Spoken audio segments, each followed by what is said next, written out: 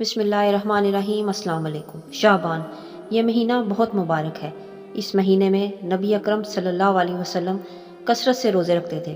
آپ صلی اللہ علیہ وسلم نے صحابہ کرام سے فرمایا کہ اس مہینے میں بندوں کے اعمال بارگاہ رب العالمین میں پیش کیے جاتے ہیں، لہٰذا میں چاہتا ہوں کہ میرے اعمال روزوں کی حالت میں پیش ہوں۔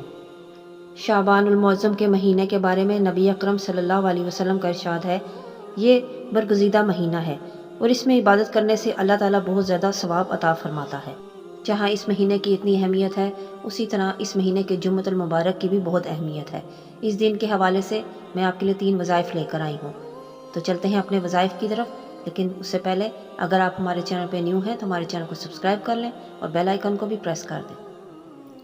پہلا وظیفہ، شعبان المعظم کے پہلے جمعے کی رات کو عشاء کی نماز کے بعد 4 رکعت نماز پڑھیں۔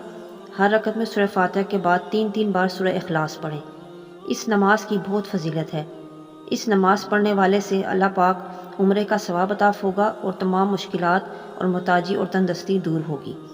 دوسرا وظیفہ، شعبان المعظم کے پہلے جمعے کی رات کو نماز مغرب کے بعد اور عشاء سے پہلے 2 رکعت نماز پڑھیں۔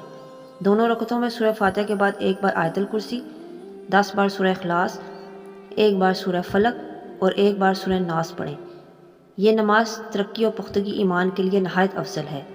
تیسرا وظیفہ، شعبان المعظم کے پہلے جمعے کی رات کے بعد نماز عشاء 2 رکعت کر کے 8 رکعت نماز پڑھیں۔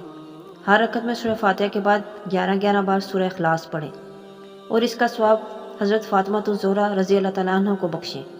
اس نماز پڑھنے والے کو خاتون جنت حضرت فاطمہ الزہرا رضی اللہ تعالیٰ عنہ اپنے ساتھ جنت میں لے کے جائیں گی انشاءاللہ۔ یہ تھی ہماری آج کی ویڈیو جمعے کے وظائف کے حوالے سے۔ ویڈیو پسند آئی ہے تو لائک اور شیئر کیجیے اور ملتے ہیں نیکسٹ ویڈیو میں ایک نیو ٹاپک کے ساتھ۔